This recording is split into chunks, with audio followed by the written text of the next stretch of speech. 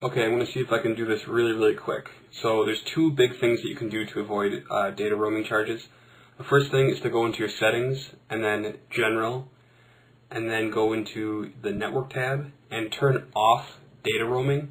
That's going to be the biggest thing for not getting charged through the nose.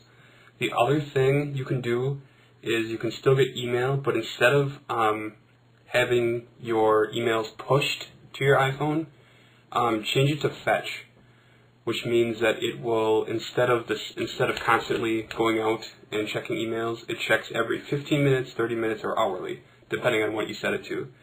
That way you'll still get the emails, but you're only you're limiting your data to an hourly thing rather than a constant feed, which helps for data roaming. So do those two things and it'll substantially help, and you'll still get your emails.